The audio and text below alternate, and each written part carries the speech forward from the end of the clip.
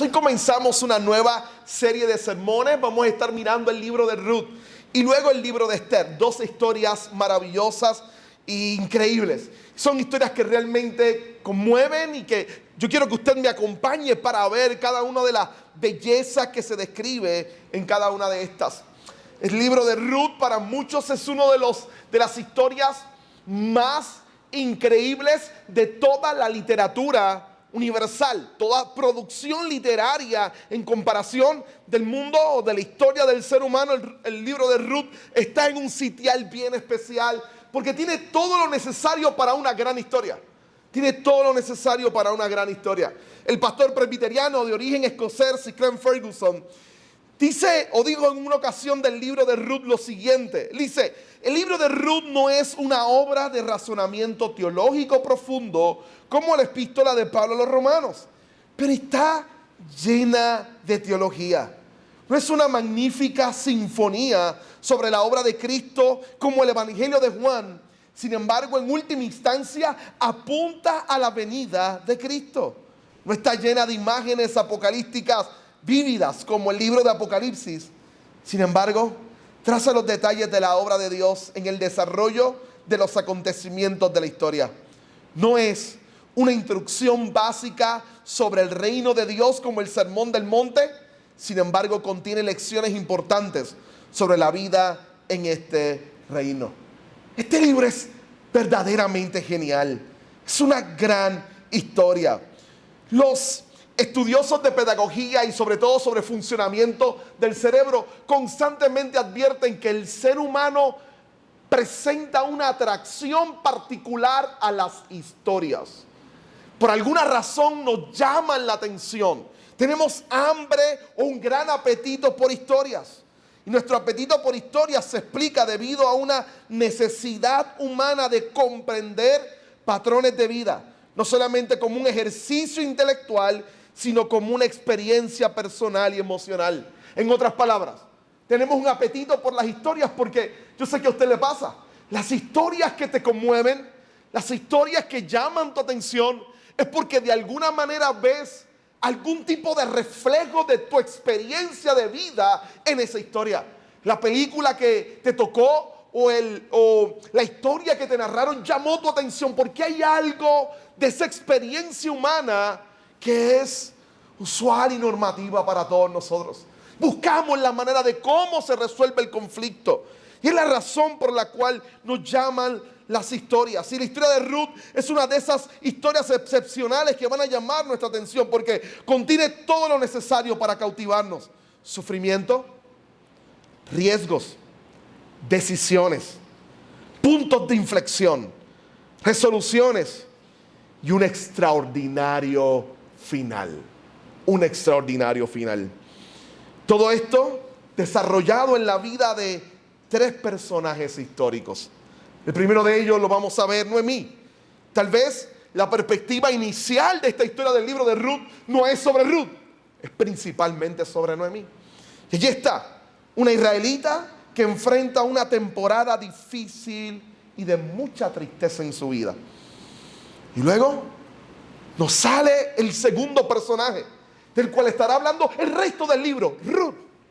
Una moabita o una extranjera para los israelitas que será redimida y disfrutará del privilegio de ser amada y restaurada.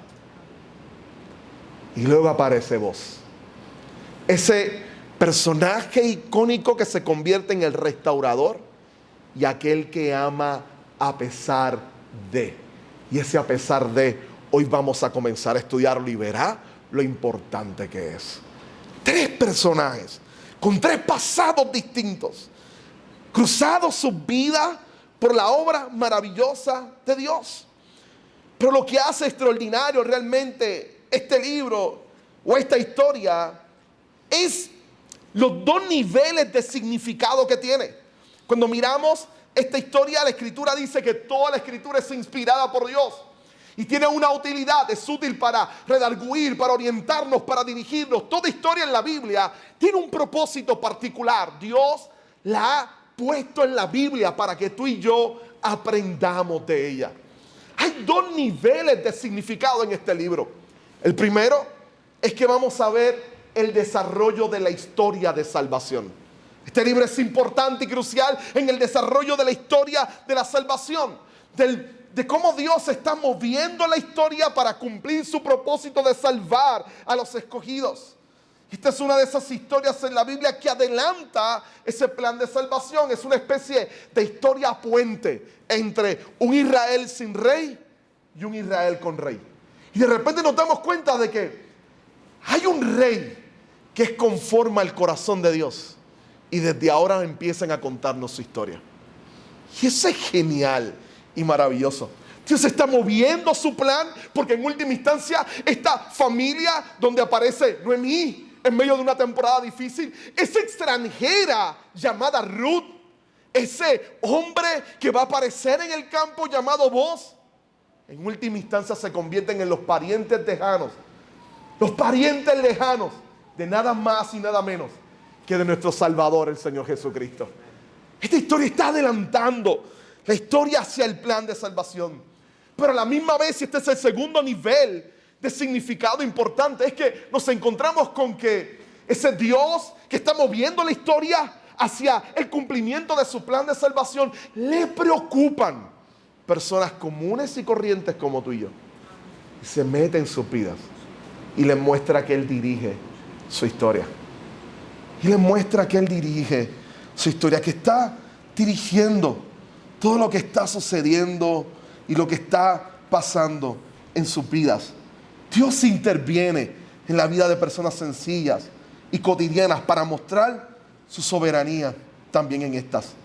Es decir, este libro nos está gritando y nos dice, el Dios que creó todo, que controla todo, no solo es un Dios que está allá controlando la rotación del planeta y moviendo y trabajando en las grandes esferas. Es el Dios que está pendiente a ti, que está cuidándote a ti y que se preocupa por ti. El Dios que sostiene el mundo está pendiente de ti día a día. Día a día. Y es lo que el libro de Ruth nos va a gritar y nos va a decir.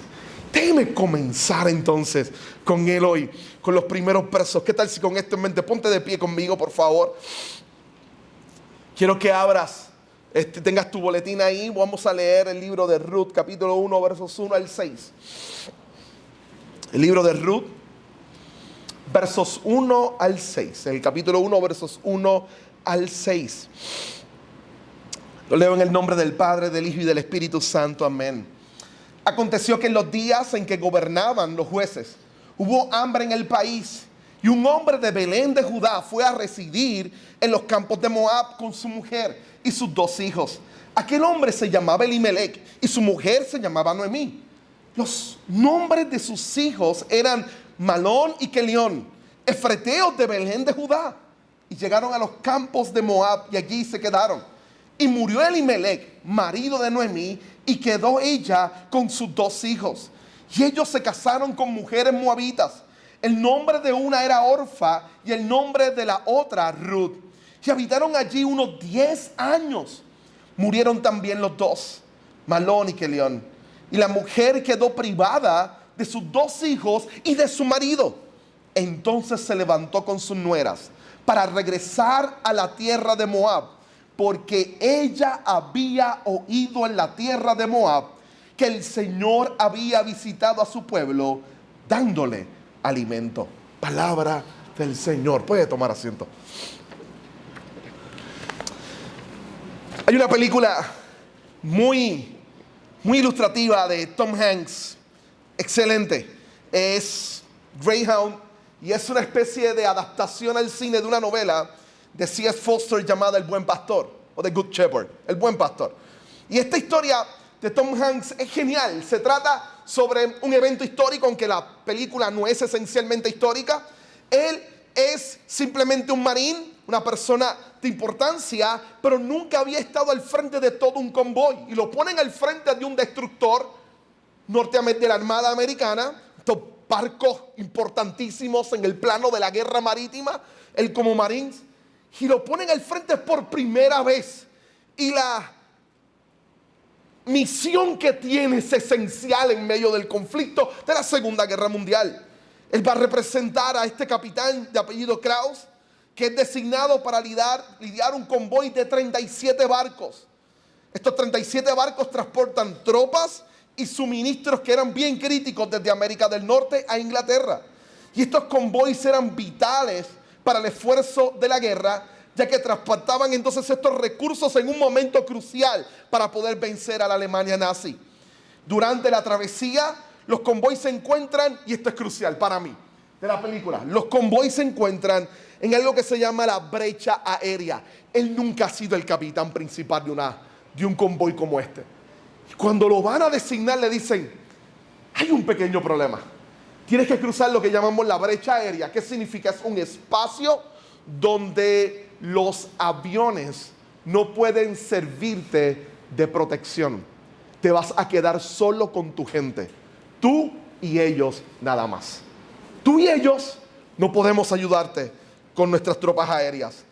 Y era peligrosa esa brecha aérea porque entonces era un mar atestados de los submarinos alemanes. Y en la Segunda Guerra Mundial, si un ejército tenía submarinos realmente poderosos y complicados, eran los alemanes, los U-Boat.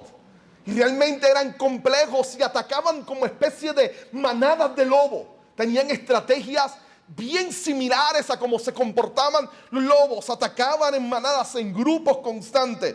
Y la tensión de la historia es cómo él, como capitán, dirige a los 37 barcos y protege a su gente para que puedan pasar la brecha aérea y mueran las menos personas posibles. Es un momento lleno de tensiones. Tiene que tomar muchas decisiones. Él nunca ha tenido la experiencia para poder hacerlo. Y esto implica que en medio del conflicto, en el conflicto, tenía que tomar decisiones constantemente. Sumamente difícil. Esa idea de la brecha aérea es lo que tal vez Elimelech y Noemí sintieron en este momento que estamos leyendo en la historia. Es un momento donde pareciera que dicen, estamos sin refuerzo y sin ayuda. Y nos toca a nosotros tomar decisiones significativas para nuestra vida. Eso es lo primero que hace el autor. Mírenlo una vez más conmigo, tiene el boletín ahí, puede observar el texto bíblico, porque el autor en estos 6 versos hace unas de cosas extraordinarias que yo quiero que usted observe juntamente conmigo. Lo primero que va a hacer el autor de Ruth es lograr situarnos en el contexto de la historia. El contexto es crucial para nosotros poder comprender y entender qué está sucediendo. Y él no pierde tiempo y nos lo presenta. Nos dice, aconteció que en los días en que gobernaban los jueces, y esa frase ya nos dice mucho a nosotros. Escúchenme bien, esa frase nada más ya nos está diciendo mucho a nosotros. Aconteció en los días que gobernaban los jueces. La palabra aconteció que él utiliza es usual en los escritores del Antiguo Testamento o en la literatura hebrea para decirnos que lo que van a narrarnos verdaderamente sucedió. El autor de Ruth nos dice, yo sé que mucho de lo que vas a leer va a sonar extraordinario e impresionante, pero te digo algo, esto verdaderamente sucedió. Aconteció. ¿Y cuándo sucedió? Déjame situarte en el momento histórico. Ellos vivían en el tiempo de los jueces. Ellos vivían en el tiempo de los jueces. ¿Qué ocurrió en ese tiempo? ¿Cuál era la distinción de ese momento que el autor necesita resaltarlos? ¿Qué pasaba en el tiempo de los jueces? Interesante que el primer versículo de Ruth con el cual empieza es haciendo alusión a esa temporada. El libro que en nuestras Biblias está antes del de Ruth es Jueces. Y el último verso de Jueces es un resumen de ese tiempo. Casi soberanamente Dios decide colocar estos dos autores que son diferentes y conectarlos en un hilo narrativo extraordinario. El último verso de Jueces, el capítulo 21, verso 25 de Jueces, nos describe este tiempo. ¿Cuál era el tiempo donde gobernaban los jueces? ¿Cómo era? Nos dice, en esos días no había rey en Israel. Cada uno hacía lo que le parecía bien ante sus ojos. Déjame volverlo a repetir, escúchalo. En esos días no había rey en Israel. Cada uno hacía lo que le parecía bien ante sus ojos. No hay una descripción mejor de nuestra sociedad hoy en día que esa. Podría ser fácilmente la manera de mirar el mundo que nos rodea. Pero es el tiempo de los jueces. Y esto nos está diciendo que en el momento en que la historia de Ruth se va a desarrollar, hay una crisis real en Israel. Hay una crisis real en Israel. Por lo menos en 3 diferentes planos. En primer plano hay una crisis social.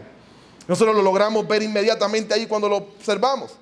Pareciera que el texto nos está gritando que hay una anarquía social. No hay rey en Israel y cada cual hace lo que mejor le parece. Cada cual hace lo que mejor le parece.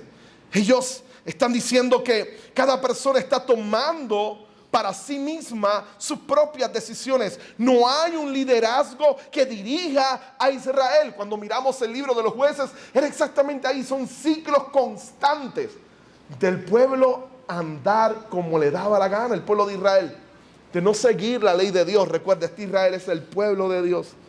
Y no seguían las directrices de Dios.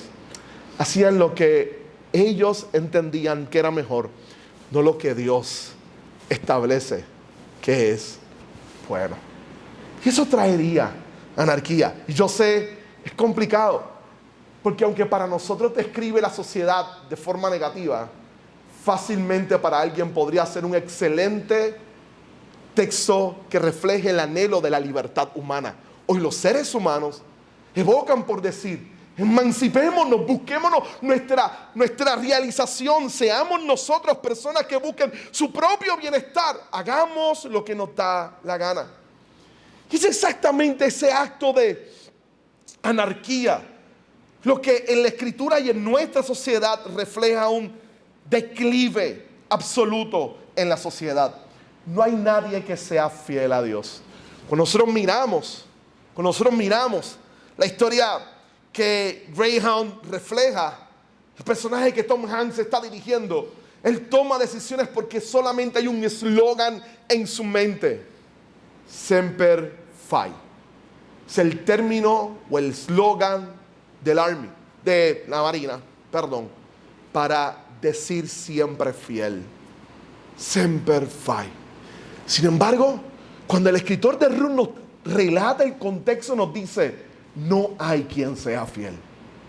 Todo el mundo hace lo que entiende que está bien. No hay nadie que sea un ejemplo de fidelidad a Dios. No solamente es el problema social, también uno moral. Una vez más, la descripción da miedo. Cuando haces lo que bien te parezca a ti, no necesariamente es bueno para tu prójimo. Una sociedad donde la gente hace lo que le parece a ellos bien es una sociedad que va al caos y a la destrucción. Pero no solamente es un problema moral o social, es un problema espiritual también. ¿Por qué es un problema espiritual? Porque cada uno hace lo que mejor le parece, no lo que Dios desea para ellos. Porque la voluntad de Dios siempre va a ser mejor y buena para nosotros. No hay nadie quien siga los 10 mandamientos. No adoran a Dios. Hacen lo que ellos entienden que es mejor. Eran tiempos difíciles. Hay una película por ahí, The Purge o La Purga. Y es como esta película distópica, donde por un tiempo, por una cantidad de horas, la gente puede asesinar y hacer lo que le da la gana. Piense eso continuo. No hay autoridad. La gente puede hacer lo que quiera cuando quiera. Realmente caótica la imagen que el autor nos está mostrando. Pero nos dice que a eso se le añade un desastre peor. Un desastre peor. Una vez más, mira la primera oración conmigo. Aconteció en los días que gobernaban los jueces. Hubo hambre en el país. Hubo hambre en Israel. Y un hombre de Belén de Judá fue a residir a los campos de Moab. Usted no sabe, esas líneas, como él las construye para los lectores primarios, hubiese creado un estrés significativo. Lo primero, él está diciendo, hay hambre en Israel. ¿En Israel? Pero ¿acaso cuando Dios le dijo a Jacob que le iba a dar lo que era Israel, no la describió de la siguiente manera? Esta es una tierra que fluye leche y miel. Y el autor nos está diciendo que en Israel dejó de fluir leche y miel.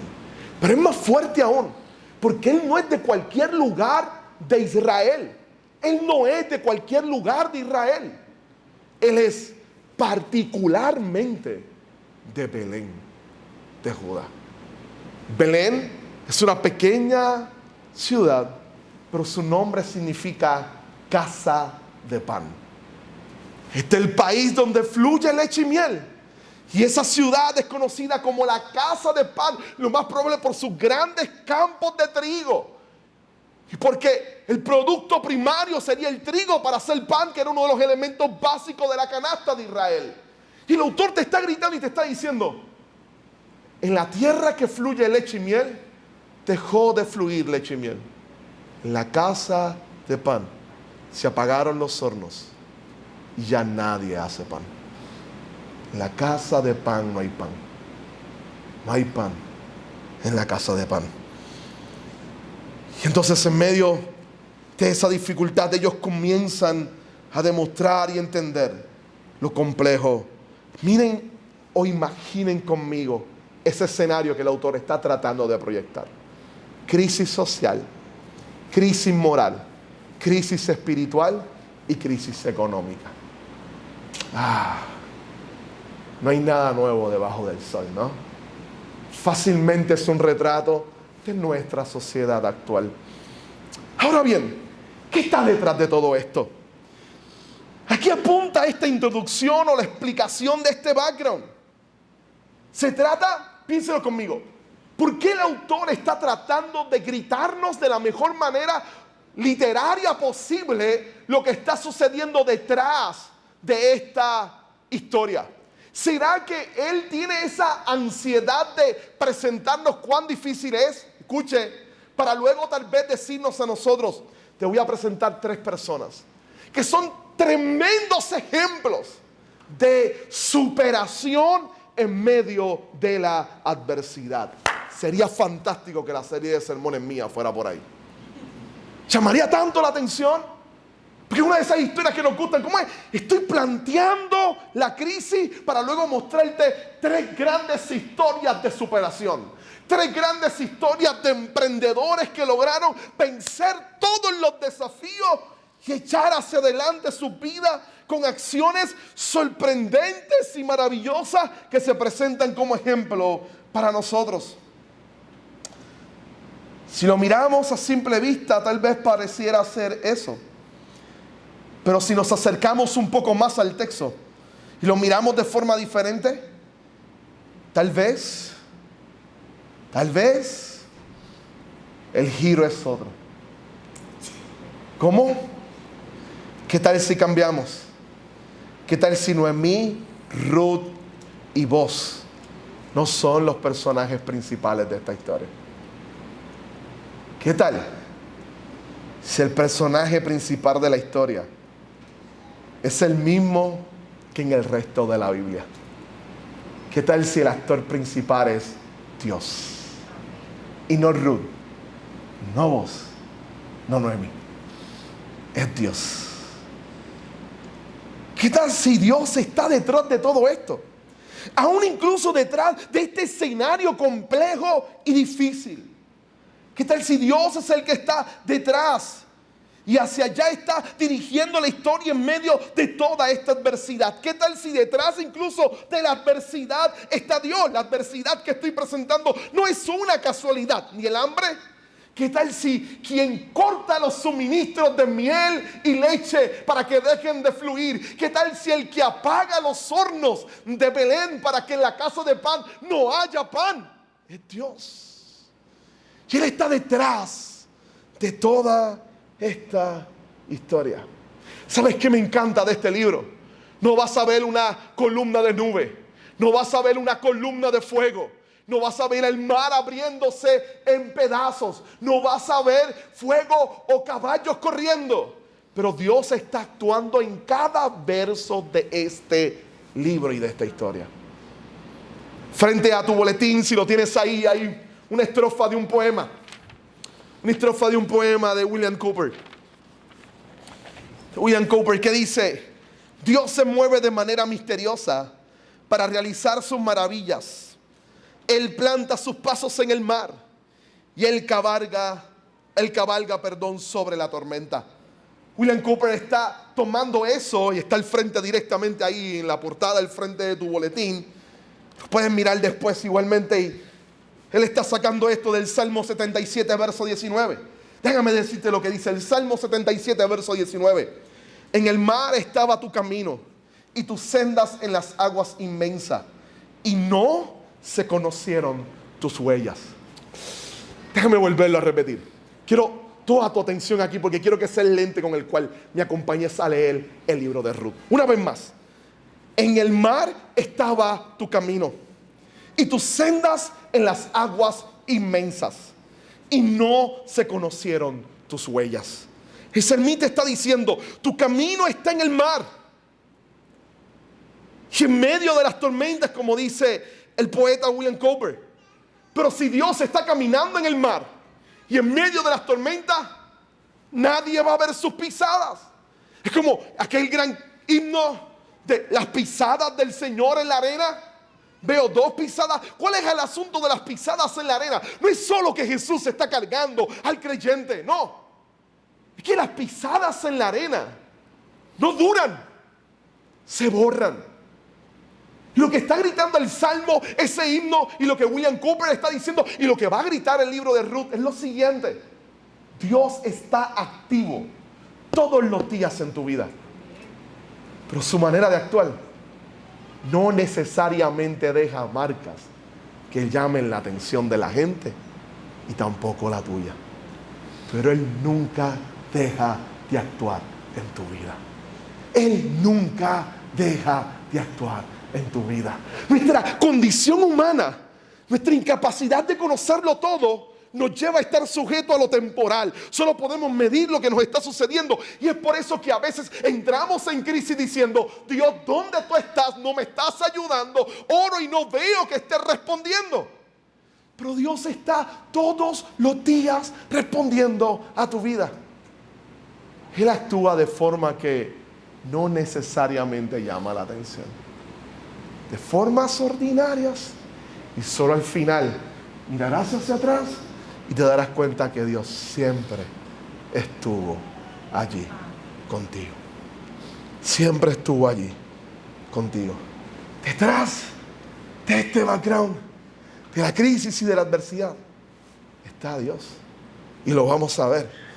Mi segundo punto: una débil fidelidad. Ya citamos el contexto. Vamos ahora a mirar la respuesta de los personajes. Una débil fidelidad. Uno de los fuertes de la película, una vez más, de Greyhound, es la presentación de lo que se denominan en la película y en clases de liderazgo: decisiones bajo presión.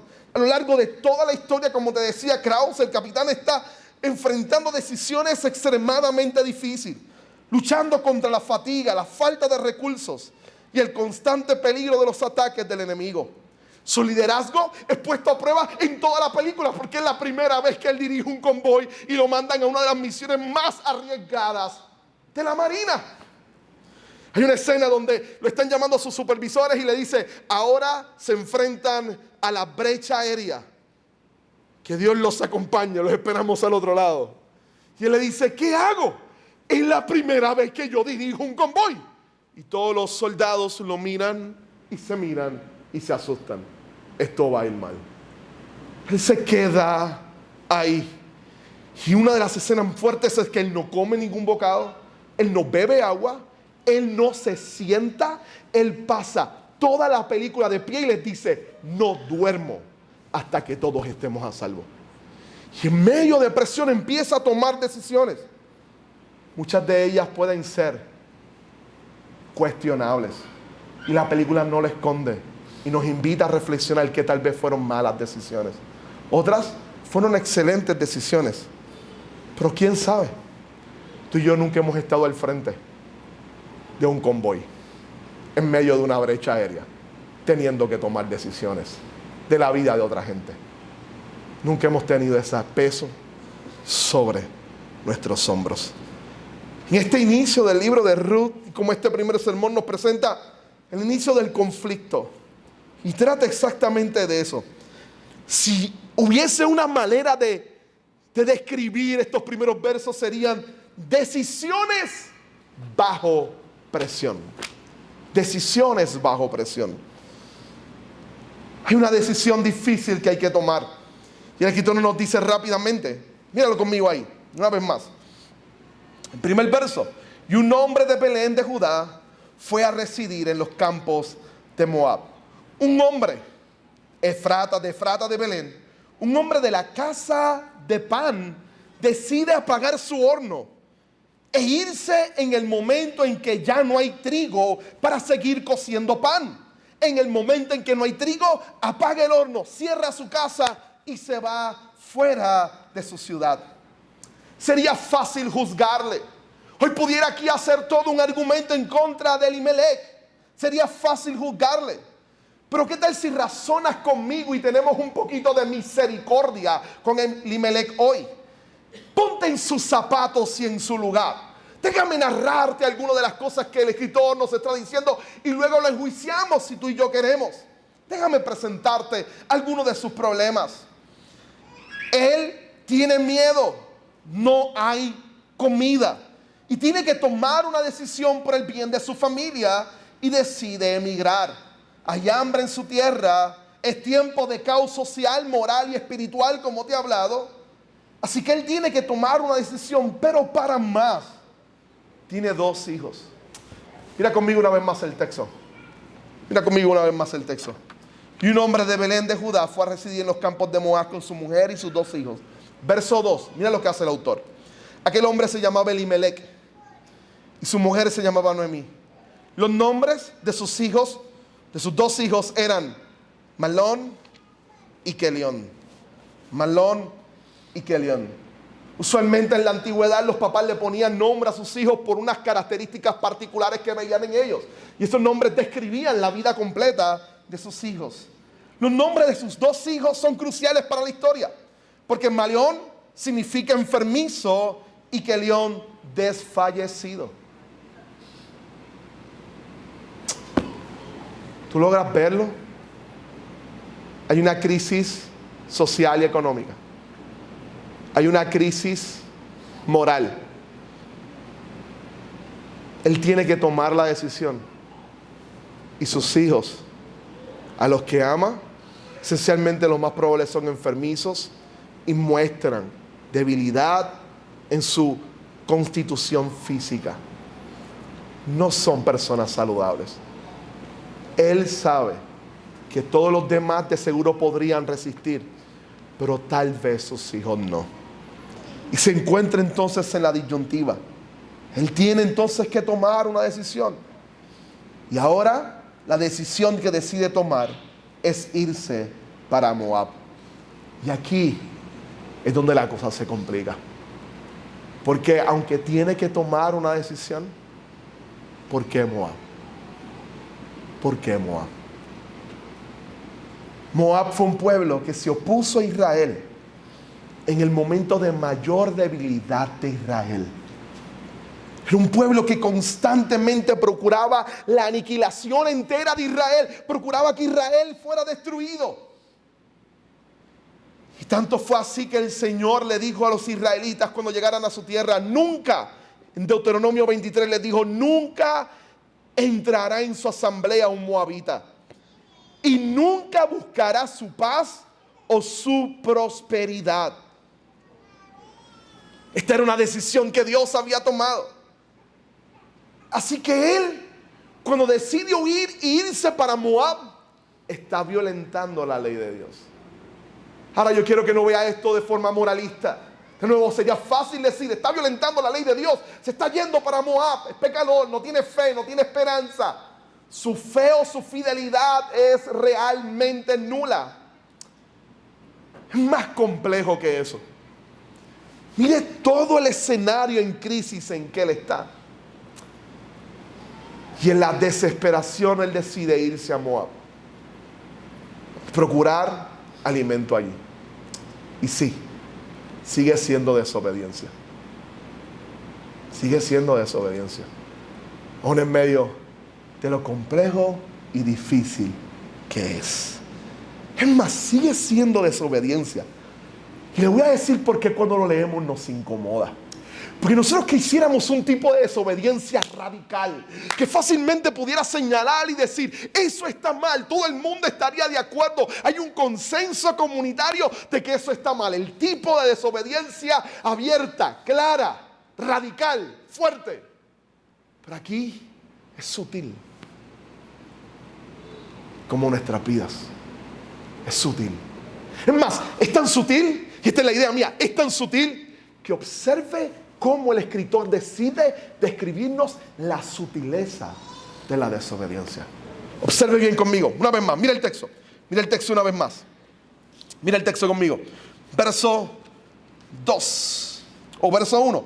Y un hombre de Belén de Judá fue, si quiere puede marcarlo, fue a residir en los campos de Moab. Residir es una palabra que se utiliza para describir a alguien que va a ir y a quedarse por un tiempo para luego volver a su país. No tiene la intención de quedarse para siempre en el lugar. Así que lo primero que el escritor nos dice es que Elimelech se dice a sí mismo, ok, voy para Moab. Dios no quiere que vaya para allá, pero yo no voy a vivir allí. Yo voy a ir solamente mientras haya hambre para poder alimentar a mi gente. Voy a estar solo un tiempo en aquel lugar. Se ve sutil, se siente lógico. Parece que la infidelidad está siendo justificada por el bienestar tuyo. No hay una decisión tan drástica que estás tomando. Está bien, tal vez Dios lo perdonaría y lo pasaría por alto. Sin embargo, mira cómo el increchendo va. Después de decirnos que los nombres de sus hijos, nos dice de nuevo, y llegaron a los campos de Moab. Segunda determinación. Él va a estar un tiempo, llega y ¿dónde se queda? En los campos de Moab, no en la ciudad. Dice, no me voy a contaminar, me quedo en los campos porque mi intención es largarme de este lugar. Pero nos dice él rápido, que luego de llegar a los campos de Moab, allí se quedaron. Convirtieron el lugar en su hogar. Miren nuevamente el increchendo. Voy a estar solo un tiempo. Me quedo en los montes, no en la ciudad, para no participar de sus pecados. Me quedo en el monte, pero cuando llego, decido residir en este lugar. Y allí me quedo. Y aquí es donde viene el punto complicado. Se quedó huyendo de Belén para no morir y terminó muriendo en Moab. Y murió. Ahora están en el campo para no mezclarse con la ciudad y no fallarle a Dios. Pero el increchendo continúa. Verso 3, murió Elimelech, marido de Noemí, y quedó ella con sus 2 hijos. Y ellos se casaron con mujeres moabitas. El nombre de una era Orfa y el nombre de la otra era Ruth. No querían contaminarse y sus hijos terminaron casados con moabitas. Una pequeña decisión que continuó acompañando a otras decisiones. A eso se le suma el olvido de la fidelidad de Dios. ¿Sabe lo irónico de esta historia? ¿Sabe lo irónico de esta historia? El nombre Elimelech significa mi Dios es el rey. Y en el tiempo donde no hay rey y la gente hace lo que le da la gana, esta es la historia de un hombre cuyo nombre significa mi Dios es el rey. Y de nuevo, este está el pez representando la piedad de sus padres, que en medio de una Israel en caos y personas diciendo es porque no hay rey. Sus padres confiaban en que Dios es el rey y llaman a su hijo de esa manera para que él recuerde siempre que el rey de su pueblo nunca está ausente, siempre presente es Dios. Siempre presente es Dios.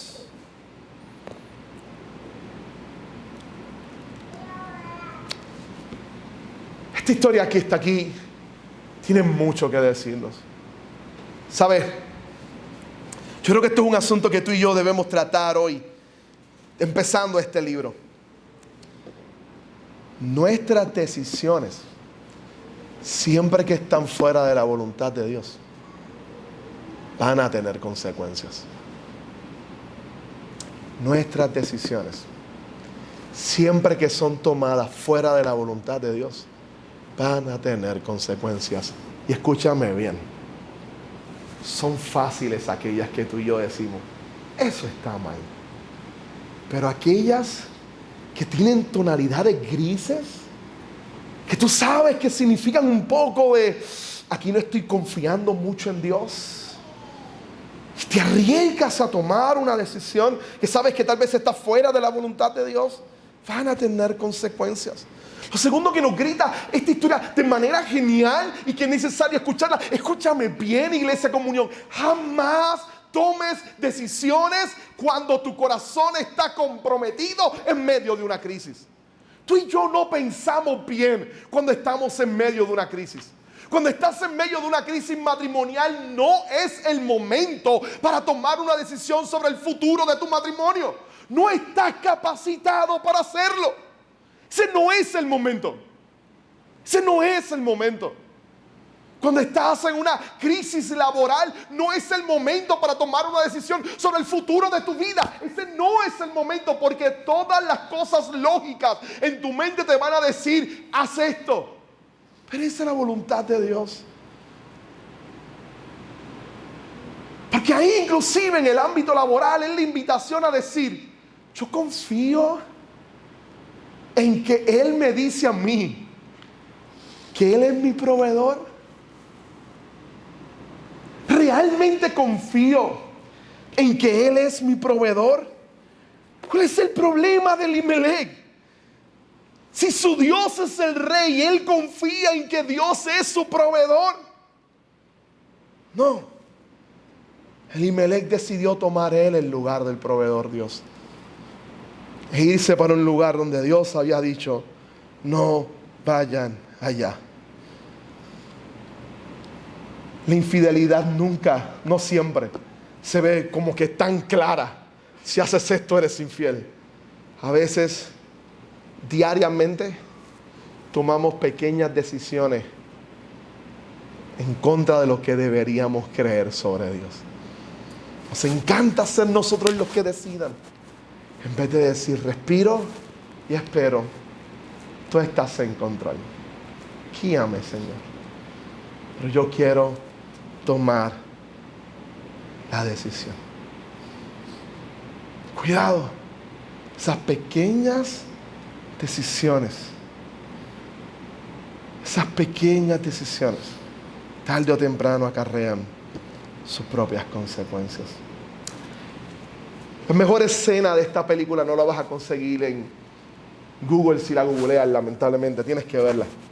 Yo le tiré una foto a la pantalla y es verla al final. Los barcos terminan ganando la batalla y logran ganarle a los U-boats alemanes. Y una vez salen de la brecha aérea y todo el ejército de Inglaterra y Estados Unidos aparece para ayudarles, han ganado. Lo primero que hace el capitán Krause es que resigna su posición. Y pone a otro. Y sale caminando hasta su camarote. Abre la puerta y empiezas a verlo cojeando. Se quita los zapatos. Y tú ves el bache de sangre. Por todo el tiempo parado que tuvo. Y aún así con sus pies totalmente golpeados, se arrodilla y toma su Biblia. La abre, lee cierra y se pone a orar. Detrás de todas las buenas decisiones tomadas estuvo Dios. Y así termina la película, guiándolo a Él en todo momento. Dios es el héroe de esa película. Es Él el que ha estado guiándolo. Y Él se lo termina para darle gracias a que Dios ha sido el verdadero capitán que lo ha dirigido en medio del conflicto armado en el que Él estuvo. Estos primeros versos llenos de muestras de Noemí, de Ruth, de la muerte y del dilema, no terminan con dolor y sufrimiento. Mira el último verso, el verso 6 conmigo. Entonces se levantó con sus nueras, ya que sus hijos también murieron. Se levantó con sus nueras para regresar a la tierra de Moab. ¿Por qué tenían que regresar? Si su esposo muere, que es el sustento del hogar, pues tiene que ser sustentada por sus 2 hijos. Pero vemos el nombre de ellos. Ellos venían con complicaciones físicas, enfermizos, y terminan muriendo. Ahora ella está sola con sus 2 nueras. No hay nadie que vele por ellas, nadie que las proteja, nadie que las cuide, nadie que se convierta en el sustento. Así que decide salir de Moab. No sé si te das cuenta, en estos 6 ya hay una historia genial. Con un conflicto, con un momento culminante y con una conclusión igual. Mira el movimiento de Belén para Moab y culmina de Moab hacia Belén. Verso 6. Entonces se levantó con sus nueras para regresar a la tierra de Moab. Aquí está la parte clave. Porque ella había oído en la tierra de Moab que el Señor había visitado a su pueblo, dándoles alimento. Los hornos volvieron a encenderse. El aroma del pan está moviéndose nuevamente en Belén. Los ríos siguen fluyendo leche y miel. Vuelve nuevamente a ser la gran ciudad, el pueblo de Dios. Y escucha que Dios ha regresado para bendecir a su pueblo, para llegar y suplirle a sus hijos. Si Dios es el autor principal y el personaje principal de esta historia, entonces esta historia y estos primeros 6 versos son una muestra clara de aquello que el apóstol Pedro nos dice en su primera carta, primera de Pedro 1:7. Nuestra vida y nuestra fe a veces es probada, dice Pedro, para que la prueba de vuestra fe, más preciosa que el oro que perece, aunque probado por fuego, sea hallada que resulte en alabanza, gloria y honor en la revelación de Jesucristo. Ahora escúchame bien. Estos versos nos dan una lección que yo quiero que usted aprenda hoy, por favor, y se la lleve para su casa toda la semana. Tu fe y la mía, igual que la de Elimelech, va a ser probada por muchas circunstancias complejas. Y aquí voy. Usualmente nosotros pensamos que la razón de las pruebas o la razón de las dificultades que prueban nuestra fe es ver si mi fe es fuerte, robusta e impresionante. Pero si ese es el objetivo de las pruebas, yo te voy a dar desde ahora cuál es el resultado de todas las pruebas que vas a tener en tu vida. Cada una de ellas van a gritarle al mundo que tu fe es débil, llena de agujeros, cargada de dudas y complejidades. Las pruebas no son o no llegan a nuestra vida para hacernos sentir cuán fuerte y robusta es nuestra fe. Las pruebas van a llegar a nuestra vida para reventarnos en la cara la debilidad nuestra, de nuestra fe. Porque cuando nos damos cuenta de todas nuestras inseguridades, de todas nuestras incapacidades, la tendencia de nuestro corazón es a buscar refugio en Dios. Y ahí nos damos cuenta que aunque nosotros somos infieles, Él siempre permanece fiel. Él siempre permanece fiel. tus infidelidades siempre traerán consecuencias, pero nunca, jamás, subráyalo, nunca, jamás estorban, impiden o detienen el plan y el propósito de Dios contigo. Perdóname si has escuchado otra cosa en otros lugares, pero te repito de nuevo, tus infidelidades terminan teniendo consecuencias que tendrás que lidiar, pero jamás detienen, obstaculizan o paran el propósito de Dios contigo.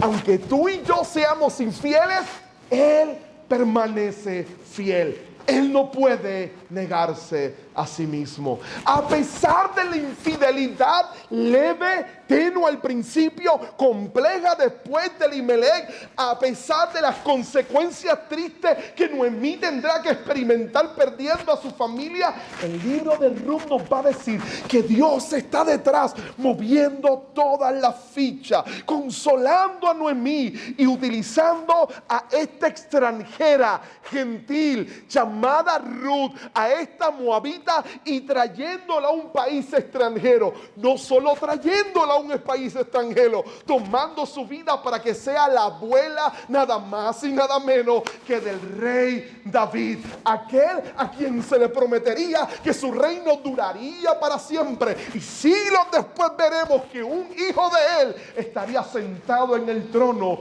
su nombre Jesús, para siempre. Déjame leer una vez más contigo el verso 6. Déjame leer una vez más contigo el verso 6. Míralo.